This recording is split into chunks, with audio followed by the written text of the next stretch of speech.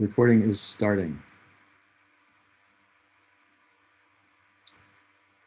So, welcome to the Open edX meetup in March. We do these every month. If you have a topic you'd like to share with us, please get in touch on our social media, the blog, on Twitter or Facebook and LinkedIn, and let us know what you'd like to say, and we'll see if we can fit you in a monthly meetup. We're always looking for voices from the community that want to get out to the community. Today, we're going to cover the topic of what is, quote, Open edX. So this phrase, Open edX, is a project, it's a community, it's a software, it's a platform. But let's get into the details of exactly what we mean by that phrase and what components go into it and how it compares to edX and what the community is. Those are the big parts I want to talk about. We're going to start by comparing Open edX to edX. So at a very basic level, Open edX is course management and online learning software. It's open source. By the way, as we go along, if you have questions, you can put them into the chat, and we'll decide if they fit in the flow or if we should put them off till later. Open edX software is course management and online learning software. It's entirely open source. So you can use it for your own online learning and teaching. You can create an online learning site using Open edX software. You do not owe edX a fee to use the software. It is free to use in terms of money.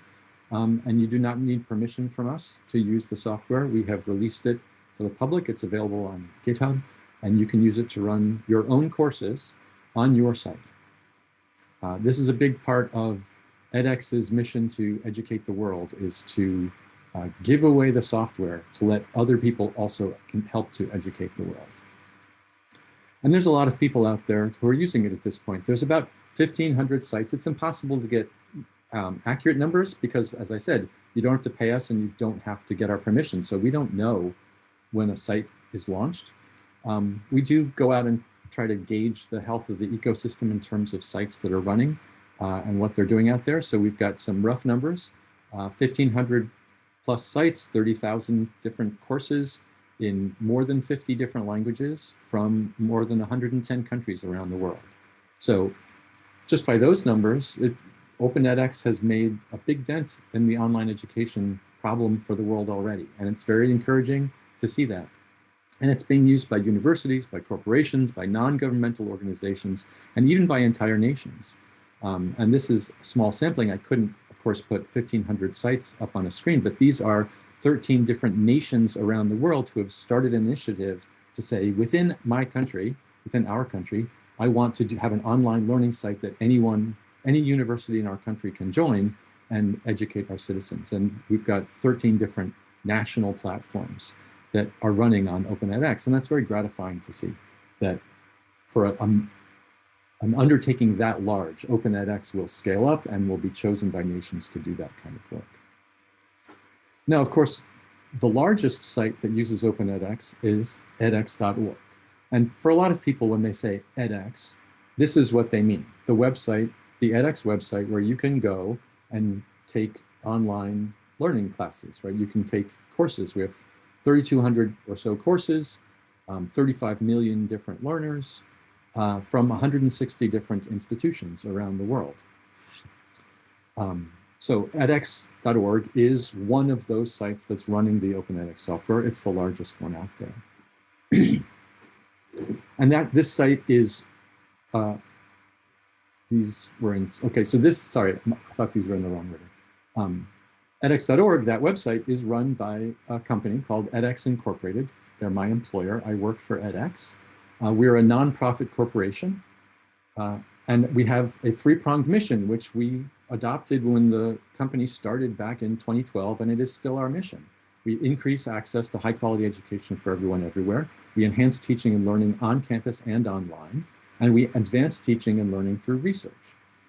And it's been great to see that even as a startup, we've been around for almost 10 years now, and the mission has not changed. We have not pivoted to do something else. We started with the goal of educating the world, basically, and that is what we are doing.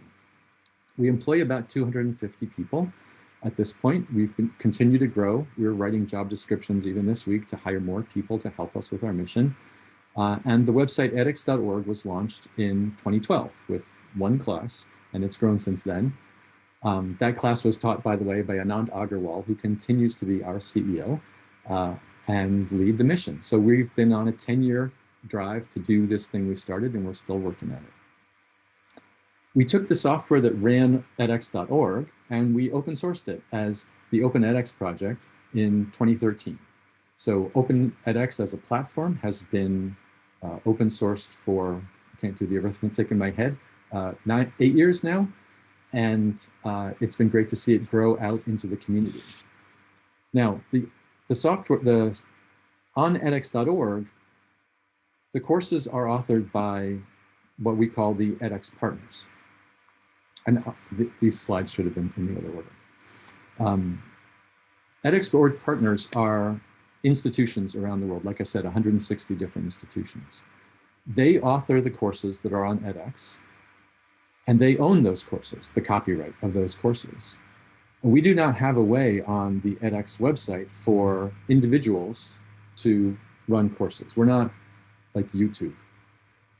We're not trying to aggregate all of the courses in the world onto edX.org. The edX.org strategy is to run college and beyond courses from top institutions around the world. And those institutions are all partners of edX. We enter into business relationships with those organizations, and we don't have a way for individuals to run courses. If you're interested in forming a partnership with edX, being one of those institutions, you should certainly visit partnerships.edX.org to see what's involved. There's more details there about the sort of criteria and how to get in touch. But for the most part, and I don't mean this personally against anyone here, your institution is probably not going to become an edX.org institution partner just because our goal is to keep it at a certain size. And we've never intended to run all of the online education in the world. Open edX is how we give the software out so that you can run your own online courses without our approval, without a business arrangement with us, without us deciding whether you are a top institution or not. You don't need our permission. You can just run your courses. So just to give one more sort of overview for the graphical learners out there, edX.org as a website runs the Open edX software. The green bit here is the open source software that makes up the Open edX platform.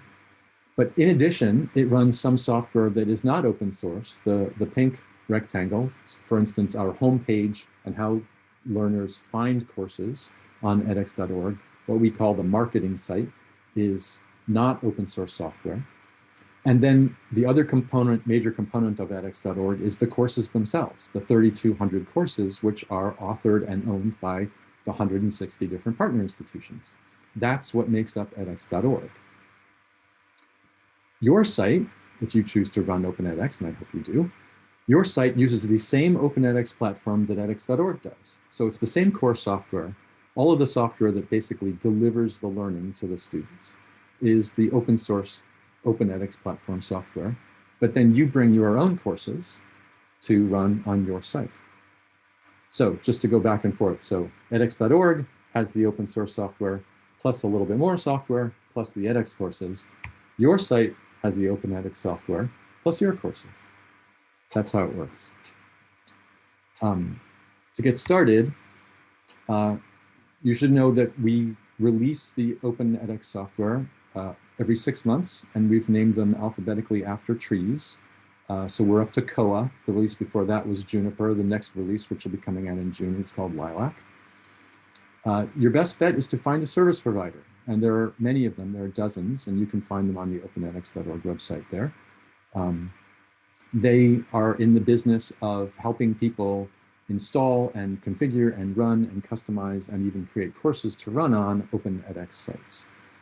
So they are your best bet. And they're all over the world of all different sizes and shapes. You can probably find one that's right for you. Now, you don't have to use a service provider. If you have the technical skills, you can install the software and run it yourself, but that is an advanced undertaking. And we recommend that you start with a service provider for the best outcomes. So that is the big picture overview of edX versus OpenEdX. And I hope that clarifies things. People often tell me, sitting inside edX on the OpenEdX team, it's clear to me what the differences are, but a lot of people out in the community say, I don't get it, or I'm getting lots of questions, and can you answer those questions? So that's edX versus OpenEdX. And next, what we want to do is switch over to talk about what is in the box. What are the components that make up OpenEdX, the platform? And to handle that, I've invited Fox Piacenti here. He works for OpenCraft, which is one of the OpenEdX service providers that I recommended you go visit if you want to run a site. Fox, are you ready to take it over? Yes, sir. Okay.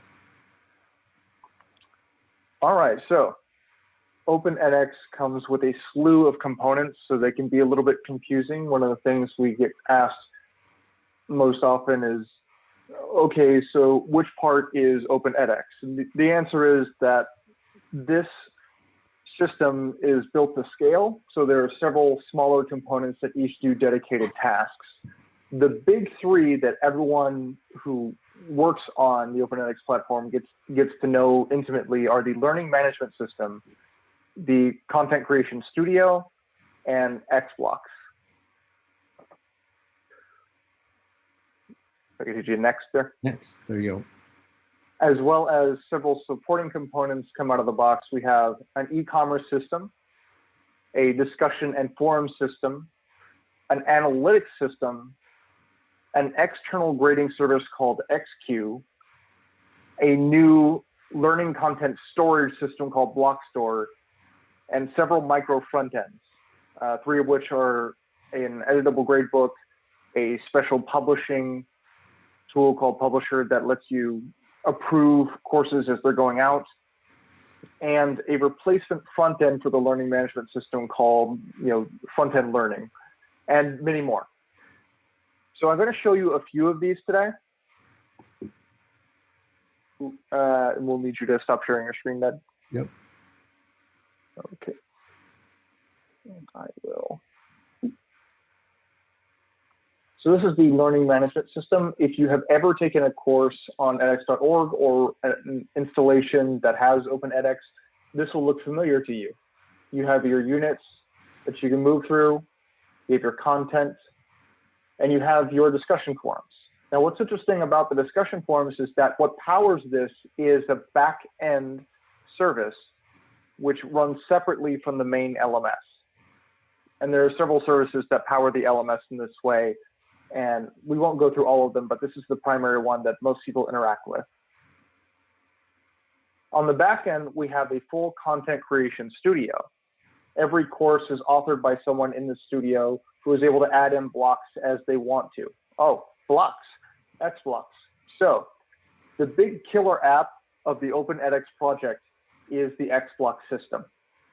XBlocks allow anyone who wants to create a custom piece of content, like a custom assessment item, a custom way to display something. Say you wanted to create a poll. Well, you can create custom code for that. The poll XBlock is actually the first XBlock I ever implemented. So I'm happy to show it to you today. And you can see that it asks you, how long have you been studying with us? And I'll just say, I shall not say. And as I'm the only answerer on this poll, 100% of the answerers say what I said. The ability to create XBlocks is incredible because if you use the SDK, you'll find that not only is it simple to get started, but there's a wonderful host of documentation on how to use that, which is why there are now hundreds, I think, of different XBlocks that have been created over time. So I want to show you this right here. Nope, I've already shown you that's the wrong one. So this right here is called LabXchange. LabXchange is one of the newer projects that uses OpenEdX as the backend through the system called Blockstore. Blockstore is the next generation learning content serving system. It is able to serve learning content independent of concepts such as courses. And so what LabXchange is imagine you're back in high school science and you look on the wall and you see a periodic table of the elements. Every science class, every high school science class has a periodic table of the elements. What you want is for individual teachers to be able to get access to tiny pieces of comments like that poster and be able to access them for their own projects. You don't necessarily need them to get a whole course from someone, though you can. You just want to be able to send individual pieces of content to your learners and let them use them as they wish. This kind of independent individual piece provision is new to the Open edX platform, and there are new projects to make this sort of ability more widely available. But LabXchange has already been using this and using the backend Blockstore system to provide unique learning experiences like we would like to make available from this point going forward. And this last thing I'm going to show you, this looks like it's the LMS, but this is one of our, oh, I apparently have lost my login. One moment. But this is one of the new micro front ends. It looks very much like the standard LMS, but the key difference is that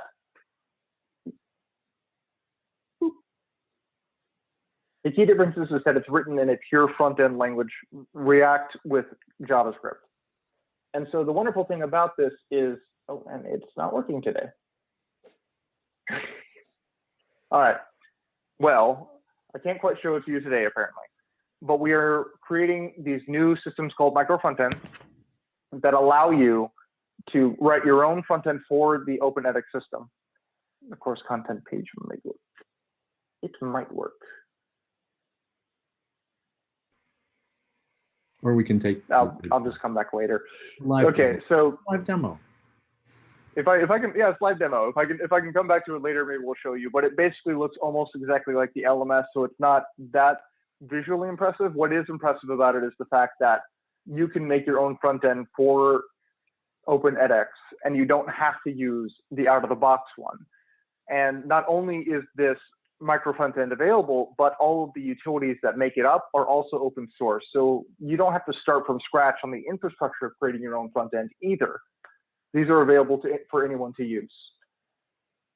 And those are the main points I wanted to show you. Some of the other stuff that we listed earlier, there's not anything you can really look at and see to them. They're backend infrastructure items, but I'm happy to answer any questions you might have.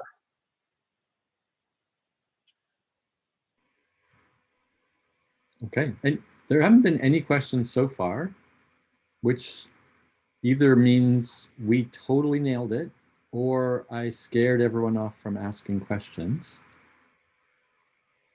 So I'm going to go with we totally nailed it because that strokes my ego perfectly. Fox, we totally nailed it. Totally nailed it. Questions are welcome if you have them. I don't have a question, if you don't mind. Hello. Okay. My name is Deadly from Raccoon Gang. It's just, this is my first time when I saw the LabXchange project. And could you please go a little bit further? I didn't realize how you changed from LabXchange to micro frontend. Did I miss something? Is it connected or just two different things? No, they're two different things. So the reason why I'm showing you LabXchange is to show you just how extensible the Open edX platform is and where we're going with our ability to provide unique learning experiences using the technologies it's based upon. So this new technology called Blockstore is our next generation content storage technology that allows us to make unique learning experiences like this, which we believe are the future of learning, because traditional courses, they make sense in our old classrooms and they even can make sense in online learning institutions. But more and more, we're wanting to really customize exactly what we're serving to individual learners. And LabXchange is one way of doing that. The only way it can do it is built upon our new Blockstore technology. Right. So the Blockstore is a new component within the Open edX platform. The Open edX user experience that you get out of the box isn't yet using Blockstore, but we're getting close to using it as a way of storing content, and that will provide for much more flexible use of content and reuse of content, maybe break us out a bit of the strictly linear presentation within a course that we've been using so far. Thank you. Okay. Thank you. We have a question in chat about what's the best way to find out what all the XBlocks do.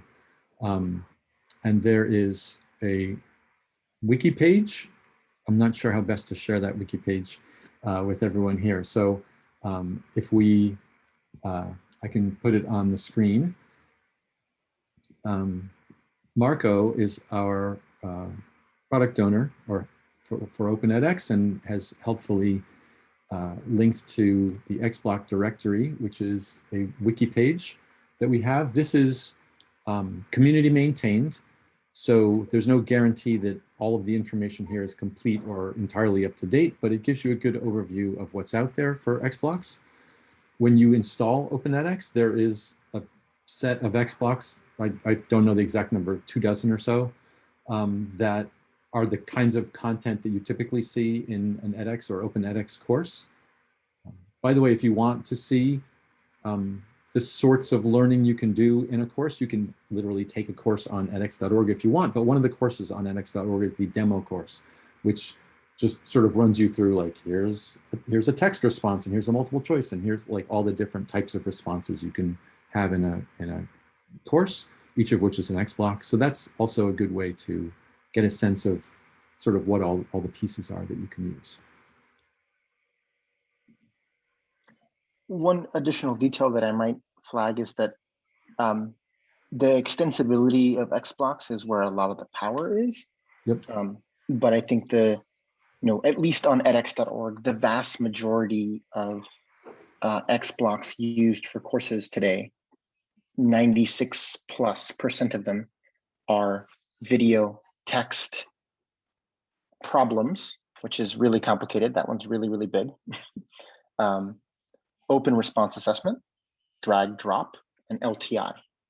Those XBlocks form, I believe, over 97% of the edX catalog range. And I guess I'm not covering a lot of the detail in the Kappa problem one. That one's got a lot of stuff going on. But anyways, just for those sort of interested, there's a really long list. And a lot of those are really specific instructional needs. But yeah.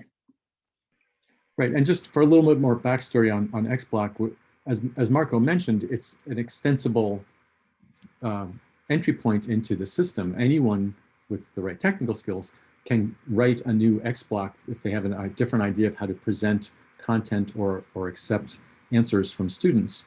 And in fact, all of the content that you see in an Open edX or edX course is an XBlock. It's not that there's sort of the real content and then you can also have little plugins on the side. It's all XBlocks. So it's deeply integrated into the system, and it's what everyone, including edX, uses to solve those problems of content presentation and assessments for students.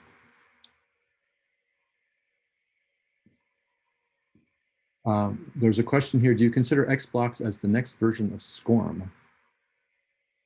I'm not well versed on SCORM. Yes, Marco. Or go ahead, Fox, actually. SCORM is a set of standards, for those who aren't familiar, it's a set of standards for creating learning content that you can portably send around. It's been around a very long time. I wouldn't say that XBlocks are the new form of that. When they were originally envisioned, we kind of wanted XBlocks to be pluggable into several different systems so anyone could add their own implementation of the XBlock runtime. In practice, a handful of projects in Open edX have used XBlocks, and outside of the community, they haven't been so widely used. There are some talks about making some next generation tool for this, but there is an LTI XBlock. You can import LTI content using an XBlock that interfaces with LTI. There's a SCORM XBlock. The XBlock can house SCORM content. So XBlocks are your way of integrating other services into Open edX, and they're very versatile for that purpose, but they are not themselves intended to be the standard used by other systems. Right, and just to underscore some words that Fox said to make sure you see the distinction, SCORM is a representation of content. It is a way of porting courses around, XBlocks are a way of building capability into the LMS. So there's sort of a connection in that a course might rely on an XBlock, but you do not move XBlocks around to move courses around the way you do with SCORM. The only other detail I'd flag here is that I think SCORM, as was mentioned by Fox, was designed sometime in the 70s, more or less, and it was sort of a packaged learning object that you move around. Increasingly, things like LTI are the sort of de facto standard of kind of better enabling tools to stay where they are, as Ned mentioned as well, and letting you still use them wherever they may be. So increasingly, we've seen a much broader adoption of LTI. The XBlocks benefit is the sort of like richness of all the platform and learner data and context that XBlocks has in its runtime. So, if you want to incorporate grades or personalization or do a lot more, that's the big difference really between LTI and XBlocks right now. Is LTI is fully self-contained, but there's only some amount of data that you can pass back and forth, and XBlocks has kind of a pretty wide range of options. So there's a question in the chat about, is there an estimate of when the Blockstore component will be available natively in a future OpenEdX release? Marco, do we have an estimate? It's a good question. I actually don't know offhand. Sort of like we're making progress against both Blockstore and micro frontends as both really key parts of the future of the platform. Yep. We're making progress in every named release. Or community release of the platform. So I'm not sure actually what will be, by the time we cut Lilac, which is in April, I believe, sometime, targeted. I'm not sure sort of what else will be in there in terms of blocks for documentation. So we may have to follow up on that one, unless someone else on the call is. I don't think anyone else on the call may know, but no. More to come there. More to come. More to come. And we want to hear from you, right? If you're looking at OpenEdX now as a platform and you think, yeah, the linear thing, it kind of works, but wow, LabXchange, that's really where it's at. And I really can't move my project forward until I get that capability. We'd love to hear from you and know more about what it could enable. Maybe that will help light a fire under the people who are doing the Blockstore work, or it'll open our eyes to new possibilities, which could shift things. So please get in touch. Okay, so we can always take more questions. I'm going to move on to the next bit here.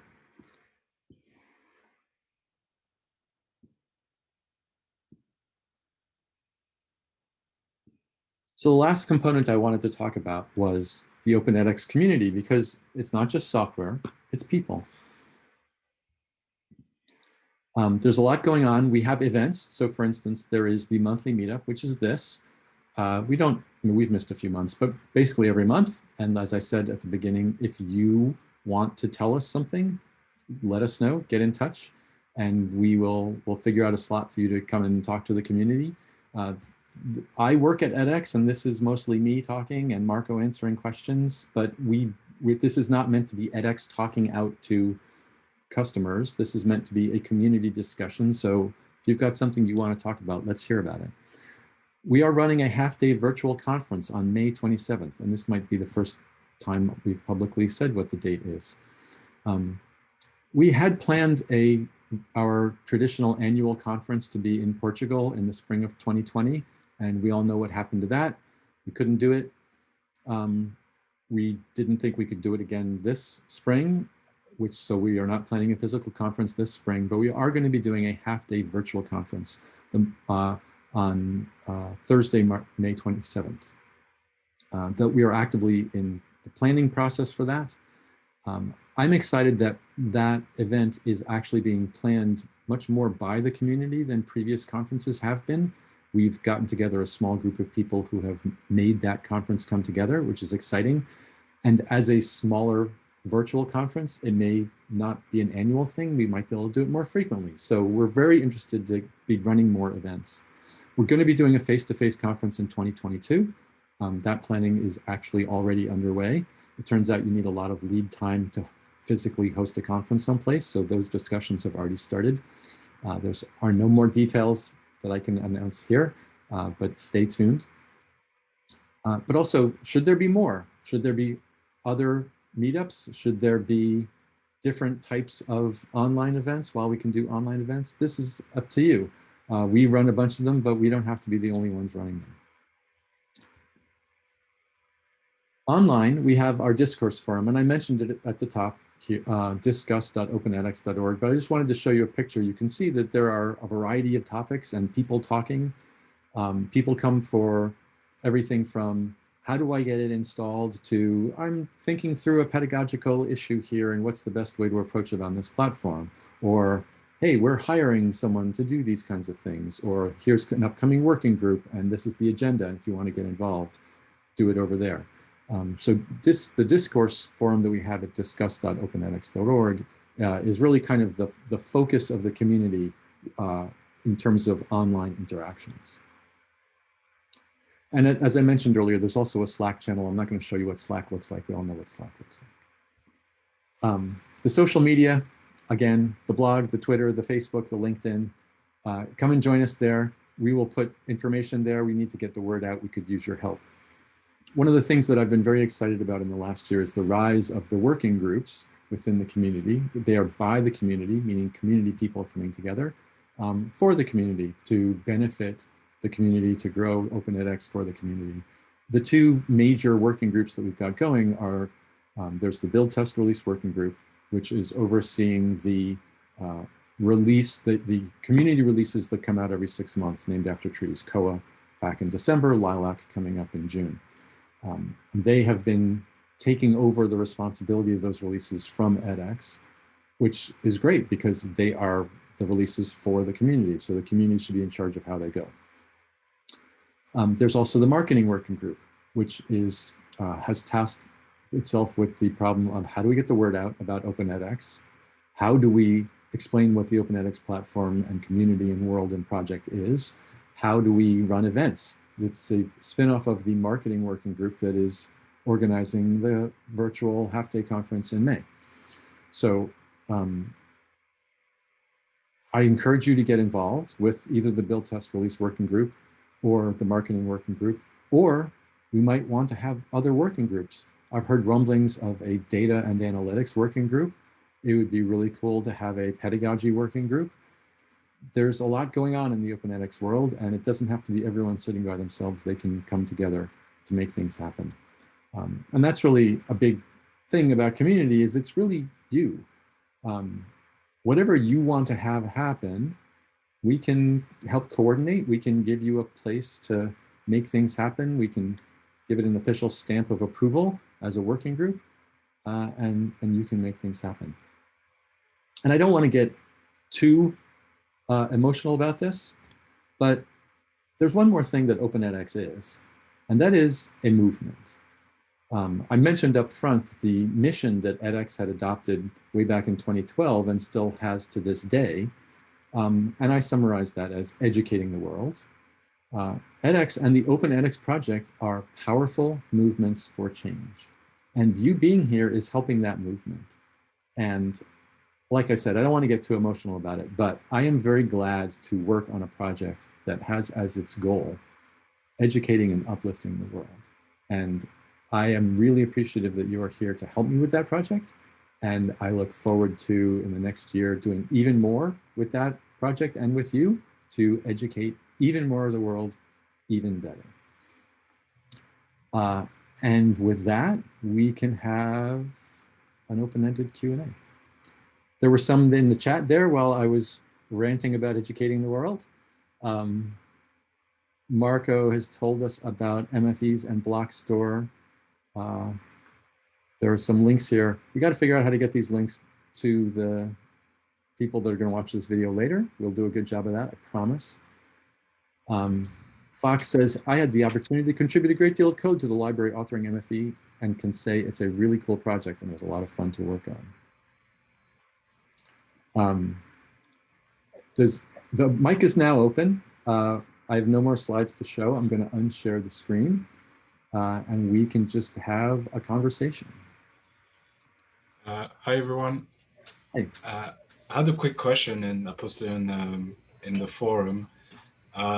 we've heard about a lot of little cool features like milestone, relative dates, and nudges to kind of keep the learner's engagement in the course. Can you talk a bit more about them? And I don't know if you have any example of how it can be used or how it can be set up. Thanks. Sure. Marco, do you have anything to say about nudges for users? I know that within edX, we talk a lot about how to encourage learners and keep them moving on their journey. Online learning can be lonely, and it can be easy to join a class and maybe hard to get all the way through. Yeah, I'm happy to speak to sort of more detail about those. I think before I do that, I might ask, there might be others that have similar questions. And if we gather the list of all of those things that people are interested in, you know, want to make sure that like I don't dive too into the details for individual features, as Ned mentioned at the top of the hour. But if there's a list of them, maybe we can quickly cover them. But sure. So there's another question here about, I'm wondering if you have any usability or UX research. How intuitive and easy to use is the Open edX platform for the teacher and faculty level? Good question. Any other questions? Pierre's asking very detailed questions about replacement plan for notifier, which I am sure we're going to handle in another forum.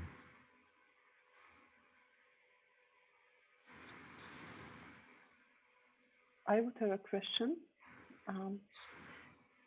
Can you hear me? Yes, Christina, Okay. we can hear you.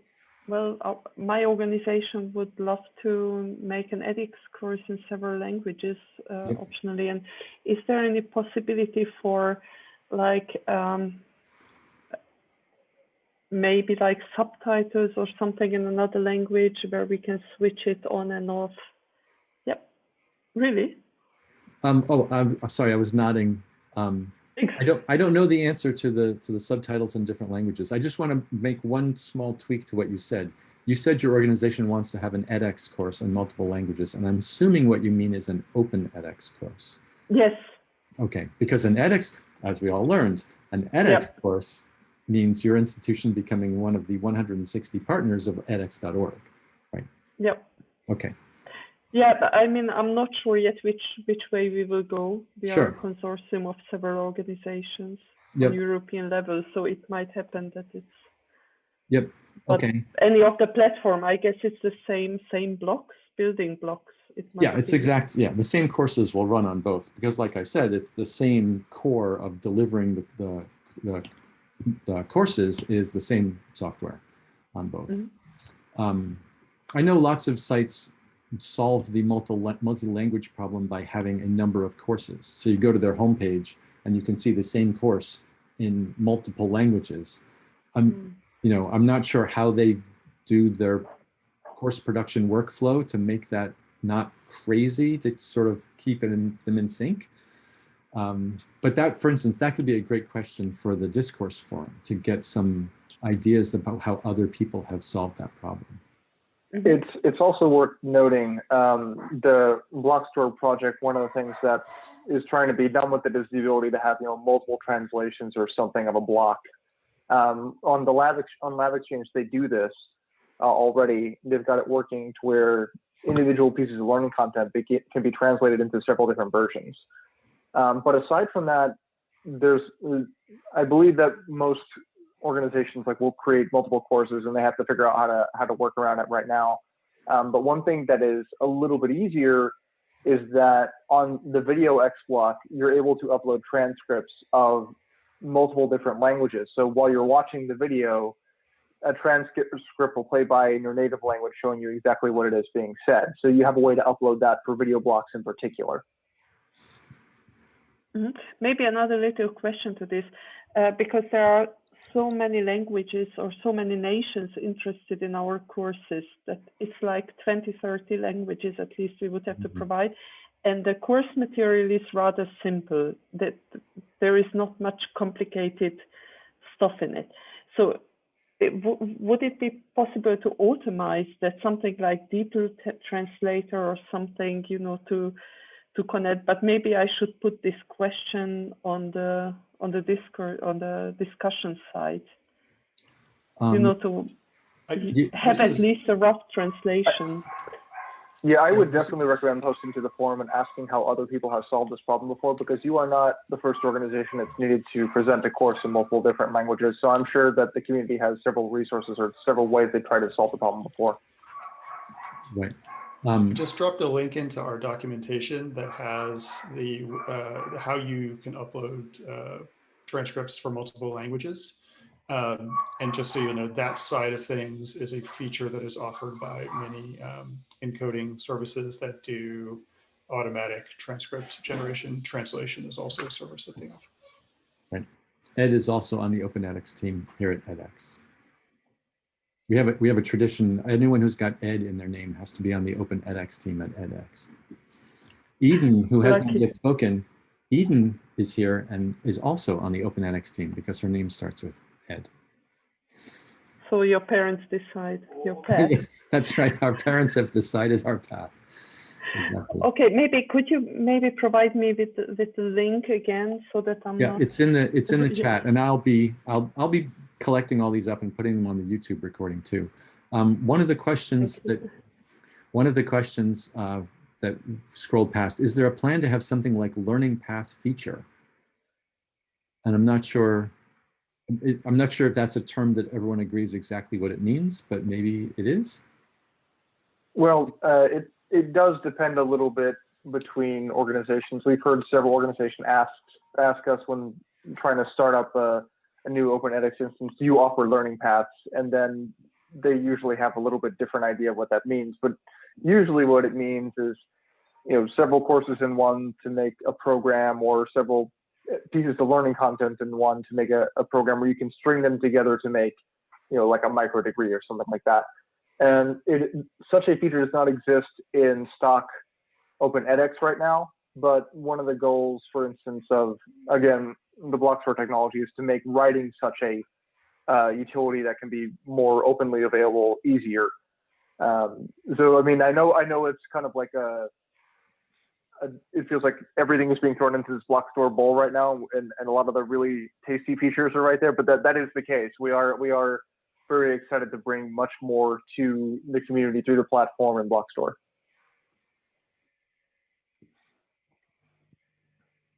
And there's a question about machine learning or deep learning tools for the platform, and what could the future be on the OpenEdX platform for those technologies?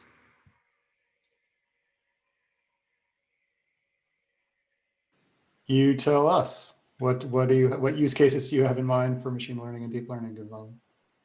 Yes, we would very much like to hear this and find ways to do this. I mean, there is an analytics service that already exists for the OpenEdX platform, but there are a lot more options we could explore for analytics for interested parties that may have an idea of where to go with it.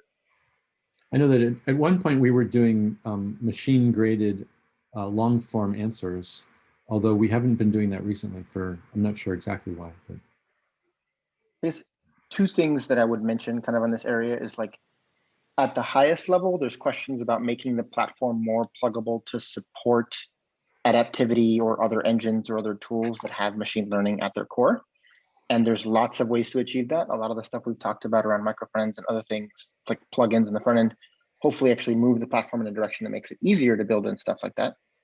But at the platform level, there's other projects that I would be, I think, remiss if I did mention, like active efforts to add in XAPI and Caliper support. Some of that sort of real-time event streaming work will enable sort of richer or more interesting machine learning applications, personalization and other things for learners, just sort of to name a few. So that's the platform level. Not answer on what we're doing, but just generally that we're interested in sort of moving that way. And as Ed pointed out, like interested in how people are doing build interesting stuff on top of that. So if you do build anything at the platform level, please do reach out. It would be an interesting conversation for a forum like this. The second thing I was going to mention is related to what Ned said about what we're calling model-based scoring, or what we've called in the past machine-based scoring for open response assessments. So that is a project that we were exploring potentially dusting off again. So open response assessments, which I mentioned earlier, is one of the commonly used XBlocks. It's used in at least a third of edX's catalog. And we had a way of sort of building a machine learning backed model, letting you automate grading in the future. We're interested in sort of exploring how we could make that pluggable so that other engines or other tools might sort of be the things that grade a given submission. But like I said, that's not a project that we've started. That's something we've just been discussing. So those are the two things I would mention: platform level and then open response assessment are the things that have been discussed in the last year. So more to come. One of the questions back in the chat was about how to join a working group. The working groups are not so formalized that there's like a barrier to coming in. The simplest thing to do is to look in the discourse forum. There is a top level category called working groups, and there's two subcategories there: build, test, release, and marketing. And the groups are trying to be very transparent in those categories about the meetings that are happening and what's going on. So you should be, and the meetings are public, so you can just join a meeting and get involved. The two groups are run slightly differently in terms of how they're organizing their work and whether they're keeping a roster of members or those sorts of things. The working groups are kind of new still, so we haven't codified, you know, a sort of cookie cutter approach to making more working groups. Each one kind of develops organically. So definitely, and if you have trouble finding that, you know, get in touch with me, Ned at edX.org, and I can get you to the right place. A question about, are you going to develop some kind of user recommendation system so that you can recommend courses to users based on their interests and the courses they have completed? And this gets into the front page sort of marketing of courses. And this is where different sites can be very different. If you install OpenEdX out of the box, there is a very simple front page, which is literally just like the front page that edX.org used back in 2012, back when it had 5 or 6 or 12 courses or however many it had. It would not scale to 3,000 courses. So quite some time ago, edX.org, as I mentioned, developed its own, you know, front of the shop kind of website for students to find courses. And other sites have also built their own front ends, and sometimes they're not even built in the same technology. They might have a WordPress front end to, you know, advertise the courses and promote them and get people to sign up. So this is where there's been some innovation out in the community and not much update, frankly, from the in-the-box OpenEdX software. Yeah, I think the only other thing I would say is that there are likely others in the community that have pushed this forward, as Ned said. Yep. And the second thing is through the discovery service that sort of lists the catalog that you have on your OpenEdX instance. What we have started to do at edX.org is on enrollment pages and in various places in the platform, letting you see related courses and programs. And what we found is that, like, while there's going to be a lot of value from personalization and recommendations, the very basic thing around like letting a learner know that they can enroll in the next course in the program, which is how we group together courses, or letting them know about other popular courses with active enrollment in that same subject, those two go a really long way towards getting people something that they're interested in. But obviously, like, sort of deeper learner personalization would go even further. But for those interested in doing something, at least that's a start. Okay. I want to thank you all for coming and giving us these questions. It's great to see where people's interests and gaps in their knowledge lie. I would love to do this all afternoon, but we're running out of time. Discuss.openedx.org is a great place to have conversations, especially the kind of open-ended, like, how do you solve this kind of problem? Or where can I find more information about such and such? We have Slack. That doesn't always work based on time zones. The person who has the answer might not be online at the same time. So Discuss really could be the best place. Thank you for coming. Thank you for being part of the OpenEdX community. You have made a contribution simply by sitting here and listening to me talk for an hour, and I really appreciate it. And we're going to do another one of these in April. I don't know what the topic is yet. Maybe one of you has an idea of what it will be. Like I said, write to me, ned@edx.org, and we'll put you in front of people and get your message out onto YouTube.